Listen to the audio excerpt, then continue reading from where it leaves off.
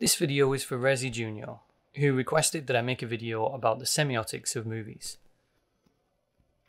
There are many examples of semiotics buried within good films. Actually, pretty much every film has semiotics.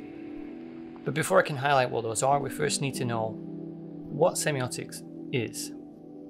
It's a pretty large academic topic which I couldn't possibly cover in just one YouTube video, so consider this video a highly condensed version of semiotics minus the academic references, of which there are many. Semiotics is the study of signs and codes in any given thing. When we talk about semiotics in films, we're usually breaking down visual references which give us unspoken information about the media in question. This information is usually interpreted using pre-existing cultural schema which we all have as a result of exposure to popular media. Huh? Okay. In short, semiotics is the study of the meaning of what we see.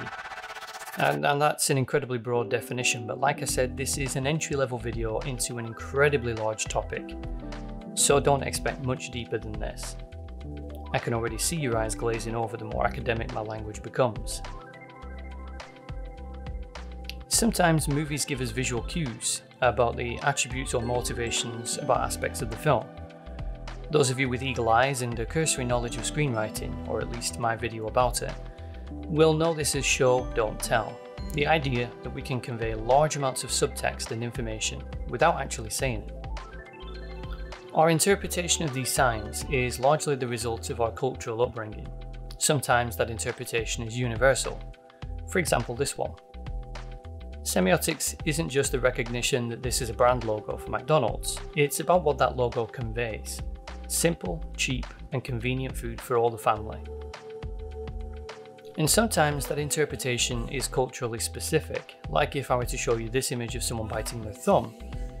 This doesn't convey the same message outside of Shakespearean storytelling as it does inside. In case you aren't sure of the meaning of this piece of semiotics, it's the Shakespearean equivalent of the middle finger. Now you can swear at people while simultaneously mocking their lack of cultural knowledge. In film, semiotics played a very large role during the silent era, as all movies were forced to only use visuals to convey information. This image of a woman on railroad tracks has a specific meaning. It could be argued that it's also a reference to suicide, addiction to adrenaline, or if you're a Freudian psychologist, sex. But we know that the information this image is attempting to convey is a damsel in distress needing help.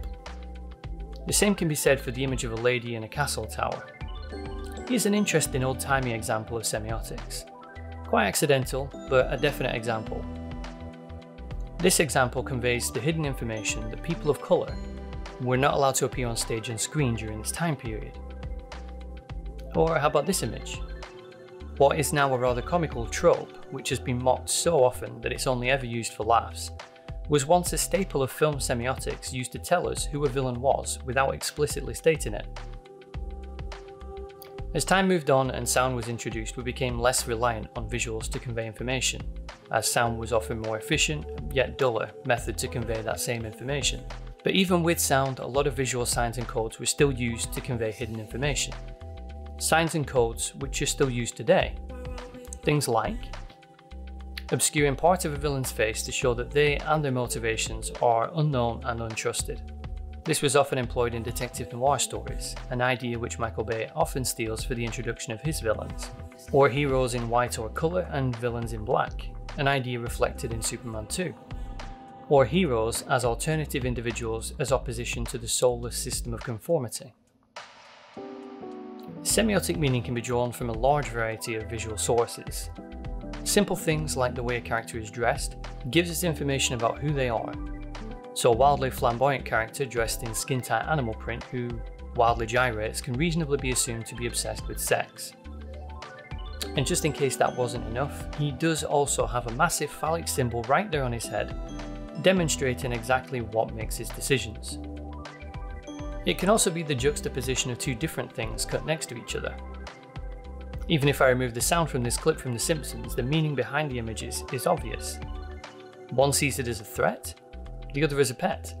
Marge sees a reason to treat it as food and cook it, while Homer sees it as something to be protected, even though they're both viewing the exact same expressionless creature. Watch how different the same interaction is without that juxtaposition.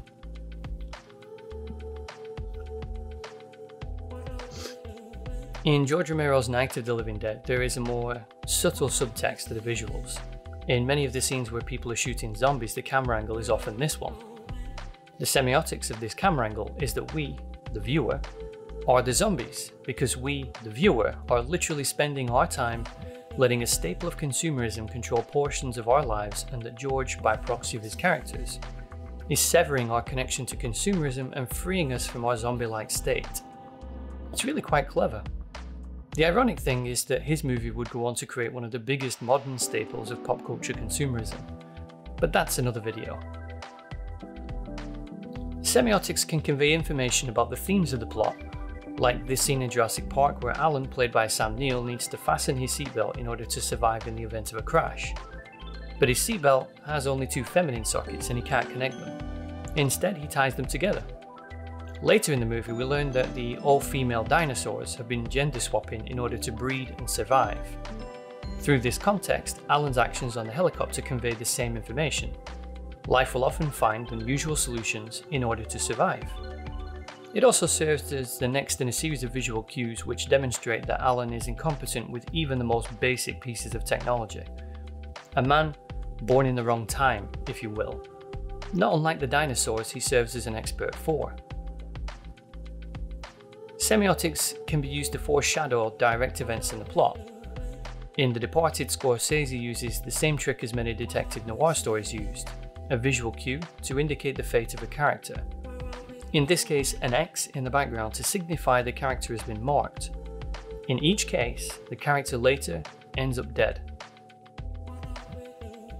Semiotics can also be used to illustrate how a character feels, like this scene in American Beauty in which we see Lester's face reflected in his computer monitor, which looks like a man behind bars. The visual language is illustrating to us that this character feels imprisoned by his job.